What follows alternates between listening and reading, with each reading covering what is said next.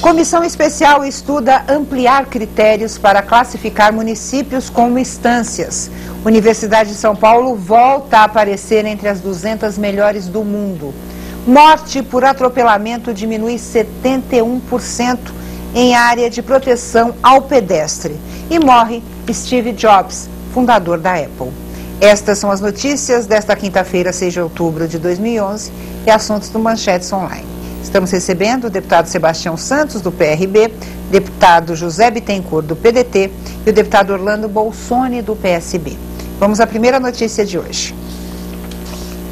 Parlamentares, assessores e convidados de entidades ligadas ao turismo debateram critérios para a classificação de municípios como instâncias turísticas. A comissão é coordenada pelo deputado João Caramês. O ato constituiu comissão especial de 11 parlamentares para realizar estudos e revisão da legislação que estabelece requisitos para a classificação de municípios como instâncias. Deputado Bolsonaro, a gente já teve a oportunidade de debater isso uma vez e eu questionei o seguinte: que critérios são esses? Por que existem municípios que merecem ser instâncias e não são? Existem aqueles que são e não merecem. Chegou o momento de revisar tudo isso? Inclusive eu tenho a honra de fazer parte, juntamente do deputado Sebastião Santos e do deputado José Bittencourt, fazemos parte desse grupo. E eu acho que o mais importante é a forma que nós estamos tratando, é a questão que o turismo hoje ele tem que ser tratado como uma estratégia de desenvolvimento. Deixou de ser só aquele conceito, aquele conceito de turismo de águas, turismo então só de visitação, porque o local já foi abençoado por Deus como todos os locais, é óbvio, mas então esse é o conceito fundamental. A nossa legislação é uma legislação antiga. Sim. Então veja, as instâncias são da época de questão Ibirá, na nossa região, Sebastião, por exemplo, então, porque tem a água. Então nós estamos evoluindo, eu acho que muito bem, no sentido de estabelecer critérios que vai levar em conta a demanda turística, os agentes, equipamentos, infraestrutura, gestão turística e, em especial, gestão ambiental. Havia uma reclamação de prefeitos, deputado Sebastião Santos, falando que a decisão era puramente política. Apresentavam-se projetos de lei aqui, defendendo instâncias. Por quê? Só para que as pessoas tenham a informação, esses municípios considerados instâncias recebem um plus aí do governo. Exato. Exatamente para desenvolver essa sua potencialidade. Será que agora deixa de ser decisão política, deputado Sebastião Santos? Olha, nós temos visto que as decisões políticas bem trabalhadas, acertadas, elas trazem benefício à população. Uhum. Mas eu acredito que da forma que está se evoluindo essa comissão aí, através do deputado João Caramês, nós estamos colocando a realidade. E se colocarmos a realidade, as próprias pessoas moradoras daquele local, elas vão começar a buscar os seus interesses. Nós temos locais que não são tidos como uma estância, mas que levam milhares e milhares de pessoas a estarem convivendo nos fins de semana naquele local, por causa de um ideal A, B ou C. Quer dizer, tem potencialidades para. E muitas vezes não recebem os recursos para a manutenção do lugar. É uma cidade pequena, o FPM está muito curto, o prefeito não consegue administrar o número de pessoas que vêm à cidade, ele não consegue dar realmente àquele local, as necessidades não são supridas. Uhum. Nós temos aí Mira Estrela nós temos lá locais ecológicos, trilha ecológicos, e dá um grande número de pessoas, tem a prainha, só que não tem um hotel. Então a pessoa quer ir a Mira Estrela, mas ela tem que se hospedar em Fernandópolis, em Votuporanga. Quer dizer, garante até a criação de uma estrutura deficitária, né? Esses municípios que recebem uma população flutuante significativa. Com certeza. Não, e tem outra coisa, eu estava vendo assim, e a grande discussão, deputado Bittencourt, é que exatamente a gente vai ter a Copa. nós vamos ter as Olimpíadas, vamos sediar jogos em São Paulo, e por que não convidar os turistas para conhecer as nossas estâncias, mas elas precisam estar preparadas para receber esse turismo também, que é grande fonte de riqueza. Claro, olha, bem colocado as intervenções dos ilustres deputados Bolsoni, deputado Sebastião, nossos colegas, eficazes deputados aqui na casa. É preciso observar o seguinte: hoje nós temos cerca de 63 ou 64 instâncias consideradas aqui no estado de São Paulo como tal. 10% do estado? Cerca de 10%, né? 645 municípios, sim, 63, 64, salvo engano. Ocorre que estas instâncias criadas, elas foram classificadas como turística, hidromineral, climática e balneária. Esses foram os critérios. Aliás, essas são as previsões legais para a criação de instâncias aqui no estado de São Paulo. Portanto, sendo diretamente aí vinculadas ao fundo de instâncias. Há um clima de fechamento dessas instâncias para não abrir para as outras que têm vocação, outras cidades que têm vocação. Então a comissão foi baixada pelo presidente, através do ato número 105/2011, pelo presidente efetivo da casa, criando essa comissão pluripartidária para estabelecer critérios mais técnicos, mais definidos e tirar a questão política de lado, porque esta é que é a verdade. Eu diria que essas instâncias, elas podem ser ampliadas, tem municípios que está fora deste grupo seleto, que tem todas as condições, não é? Então o que é preciso fazer? Ampliar os critérios, dar mais tecnicidade aos critérios e menos política, sim. Como fazer para desclassificar essas outras que não têm característica e que recebem e que à época foram tidas ou classificadas por causa da ingerência política. Então, eu acho, Bolsoni e Sebastião, que nós temos que entrar nesse debate. Não só de ampliar os critérios técnicos, mas também da previsão legal para desclassificação. Eu digo, determinada instância que recebe recurso e não aplica na finalidade e não cumpre metas, eu acho que é uma linha nesse sentido para a gente desclassificar. Vai ser uma briga boa, né? Mas temos que dar deixar a previsão legal para isso. Agora tem uma coisa, nós precisaríamos ampliar, tem 4 figuras, a instância religiosa, isso é fundamental, e outras de natureza que nós poderíamos aqui, histórica. Por exemplo, eu estou entrando com um projeto de lei... Está lutando para ser uma instância religiosa. Já foi aprovada. Já foi aprovada. Então você já tem Eu estou lutando para Cubatão, já entrei com o projeto, para ser uma instância histórica, mas sem fazer parte do fundo de desenvolvimento das instâncias. Deste modo, aí há clima na casa para a gente aprovar. Sim. Eu preciso passar para outra manchete rapidinho. Boa notícia, já falamos sobre isso, saiu um ranking recentemente das melhores universidades latinas, a Universidade de São Paulo está incluída, e agora ela foi colocada muito bem num ranking mundial de universidades. Vamos lá.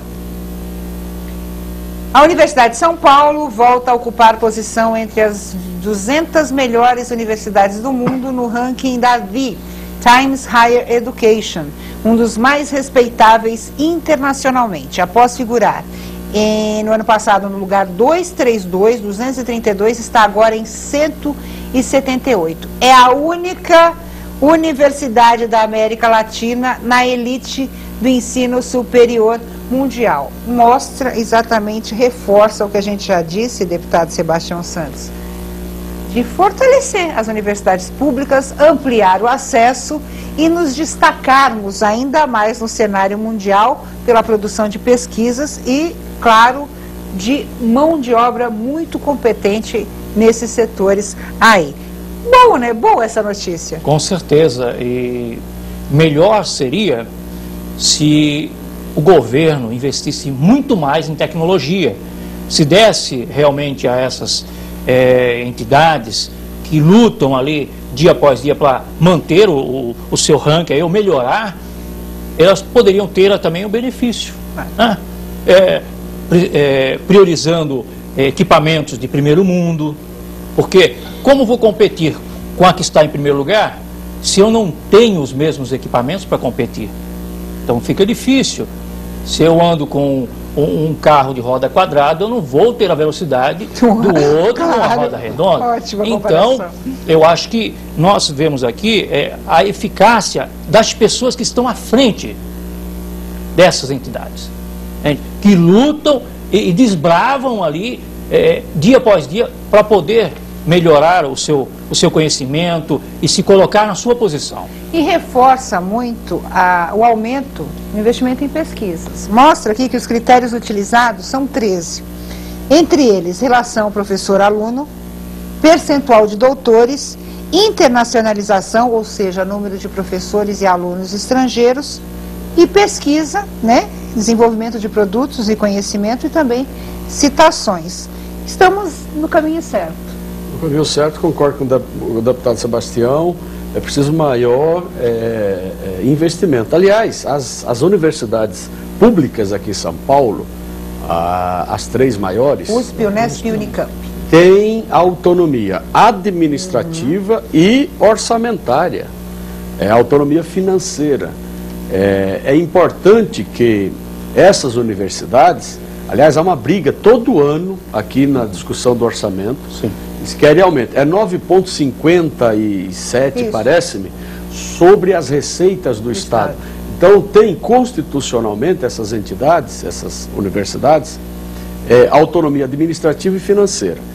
O Conselho dos Reitores fazem gestão sempre aqui, todos os anos, na discussão orçamentária, para se elevar para 11%. Mas o difícil é que o cobertor orçamentário, se você aumentar o percentual para as universidades... Tem que tirar de algum lugar. Tem que tirar de algum lugar e fica aquela discussão toda. Agora, é importante que essas entidades tenham produção de conhecimento, que é fundamental, esse intercâmbio internacional. Agora, acesso a essas universidades de pessoas carentes é que nós deveríamos ter um debate muito Há profundo. uma inversão de valores, né, deputado Bolsonaro? E só para informação, gente, os Estados Unidos, claro, continuam a dominar o ranking, com 75 universidades entre as 200 melhores e tem 7 entre as 10 primeiras. Deputado Bolsonaro. Primeiro, a questão bem lembrada pelo deputado Bittencourt e deputado Sebastião Santos, a questão do papel das nossas universidades. Veja, as universidades que estão melhor ranqueadas, a USP entre as 200 melhores, são justamente as 2 estaduais. De São Paulo. São Paulo, exatamente. E elas têm um instrumento importante também, que é a questão da FAPESP, que é a fundação que foi criado por um grande governador que às vezes a história não reconhece, que é o governador Carvalho Pinto, e que era um modesto professor, um grande economista, mas modesto. Defendia a educação acima Teve essa visão, sim. Teve essa visão. E as nossas universidades, e a USP em especial, vão ter um papel fundamental agora na questão de ciência, tecnologia e inovação. O deputado Sebastião Santos faz parte, inclusive, da comissão. Então, porque não só, veja, a relação aluno por professor, que é baixa, que é muito bom, menos alunos por professor, mais atenção ao aluno. E a questão de as pesquisas se transformarem em produtos. Inclusive, o Parque Tecnológico da Universidade, eles estão tirando do local, inclusive, para dar até essa característica de transformar as pesquisas da universidade, não só em papers, que são importantes, mas em produtos que virem negócio para o Brasil. E o deputado Bittencourt tocou na questão da grana, né, do recurso. Diz aqui, o que mais uma vez fica claro é que o dinheiro faz a diferença. As 10 melhores são universidades ricas que cobram mensalidade e recebem muita verba dos governos e da iniciativa privada para realizar pesquisas. Abre outra discussão rapidinho, porque eu acho um assunto apaixonante, de que quem pode pagar, deveria pagar a universidade pública, né? Exatamente para garantir que se ampliem as vagas e as pessoas ou tenham trocar acesso. a formação com prestação de serviço para a comunidade. Também. Não é? Com certeza. Eu acho que é uma discussão muito interessante. O deputado Bolsoni, que foi professor de universidade, sabe que quem ingressa em universidade pública hoje é quem tem dinheiro, né? Quem tem condições. Faz os melhores cursos. Exatamente. Infelizmente há essa inversão de A valores. FEA aqui, o estacionamento da FEA Pessoal, carro importado? De carros Tá vendo? importados. Pode então, pagar. Vamos financiar. Claro. É uma boa discussão. Vamos falar um pouquinho sobre a novidade na cidade de São Paulo, a zona de proteção ao pedestre, que parece que já está dando resultado. Vamos lá. O número de mortes por atropelamento dentro da área da primeira zona de máxima proteção ao pedestre, que abrange a região da Avenida Paulista e parte do centro expandido de São Paulo, diminuiu 71% entre 11 de maio e 30 de junho deste ano em relação ao mesmo período de 2010. O estudo feito pela CET também analisou o número de mortes no mesmo período dos anos de 2008 e 2009. Nesses anos foram registradas 5 mortes na região. Em 2010 foram 7 e em 2011 2 pessoas morreram atropeladas. Mas eu vou colocar aqui, vou cutucar um pouco, ser um pouco advogada do diabo, como dizem, né? Falta informação, deputado Bittencourt. Eu vou dizer uma coisa, os pedestres estão achando que são donos da rua e mesmo o sinal fechado eles brigam com a gente para dar passagem e não é bem assim. Eu acho que está faltando um pouco da prefeitura se empenhar na informação. É fundamental a informação, a educação no trânsito de um modo geral. Não só de quem conduz o veículo, mas também do pedestre. Nós encontramos hoje em São Paulo essa disputa de espaço entre o veículo e o pedestre. Claro. É preciso que cada um fique no seu quadrado. Eu acho que comporta fazer essa colocação aqui. Quando ouvindo a Xuxa. Não. Cada um no seu espaço. Cada um na sua linha, na sua trajetória. Deste modo, aí teremos realmente um trânsito muito mais humano. A questão é de humanização nas vias públicas. Outra coisa, o estresse. Aquela pessoa que de repente, às vezes o condutor do veículo passa na frente rapidamente do outro veículo, de repente ele não viu, e tem uma série de circunstâncias, aí o que é interceptado já se estressa, xinga, aí vira aquela briga, aquela discussão. Então é preciso controlar essa ansiedade no trânsito. Pedestre no seu devido lugar, na sua faixa de trânsito, e o carro no leito carroçável, obedecendo às regras previamente estabelecidas de trânsito. Como disse o deputado Bittencourt, adorei, cada um no seu quadrado. Cada um no seu quadrado. É uma música da Xuxa que eu tenho minha filha pequenininha cantava. Deputado Bolsoni, estamos educando os motoristas e esquecendo de educar os pedestres. Eu digo isso porque eu fui xingada, deputado Bittencourt. O semáforo estava aberto para eu passar. O sinal de pedestre estava vermelho para o pedestre parar. Ele veio no sinal e queria me obrigar a parar, ainda deu um murro no capô do meu carro. Quer dizer, está faltando aí algum tipo de informação também. E a gente não pode esquecer dos motociclistas também. Exato. A informação é fundamental, né? A informação, a prática da boa informação se transforma em educação. Boa vizinhança, em prática de boa vizinhança. Aí, exatamente, em educação, né? Então aquela prática constante, aquele hábito bom vai transformar em educação. E hoje as escolas, em especial nos graus iniciais, procuram fazer esse treinamento, fazer essa formação com as crianças. Mas eu acho que não a tua geração, que é uma geração mais jovem, mas a minha geração, acho que nós temos que nos preparar, até ter uma humildade de possibilitar de melhorar essa convivência. O número de veículos, na maioria das cidades médias, dobrou nos últimos 10 anos. Então, nós temos que também nos adaptar a essa nova circunstância. A gente tem só na cidade de São Paulo 7 milhões de veículos, né, deputado Sebastião Santos? E diz aqui, o número de atropelamentos, analisando toda a cidade de São Paulo, também diminuiu. Em 2010 foram contabilizados 7.007 atropelamentos, sendo que 630 pedestres morreram. Apenas entre 11 de maio e 30 de junho foram 1.061 atropelamentos. No mesmo período de 2011 ocorreram 981, uma diminuição de 7,5%. Quer dizer, toda a redução mostra que alguma coisa está dando certo. Com certeza. Desde que os números mostrem algo de bom, nós queremos continuar, queremos dar apoio. Eu acho que realmente deveria se fazer por parte da mídia televisiva, escrita, realmente uma grande divulgação para que as pessoas viessem absorver e absorver também o dever e os seus direitos. Porque como essa pessoa, infelizmente, não teve a educação devida contigo naquele momento, ela poderia estar passando à frente do seu carro também, ser atropelado por um motoqueiro na lateral. Claro. Claro. Então eu acho que são formatos que hoje se posicionam novos. Vamos demorar ainda um tempo para assimilá-los, porque eu lembro que na época do cinto de segurança as pessoas não usavam o cinto, o guarda ia multar, ele fala, não, mas eu vou colocar o cinto se meu carro pegar fogo, quem me tira do carro? E hoje qual que é a primeira coisa que você faz para entrar no carro? É costume. É colocar o cinto de segurança. Exato. Então, eu acho que esse costume, ele vai vir para a população. Brasília, já se acostumaram, uma pessoa entra, não importa, ela dá um sinal, a pessoa para o carro e o pedestre. Eu vou contar um segredo. A primeira vez que eu fui a Brasília, eu acho que eu fiz isso umas 20 vezes para eu não acreditar. Colocava o pezinho na rua e falava, será que para mesmo?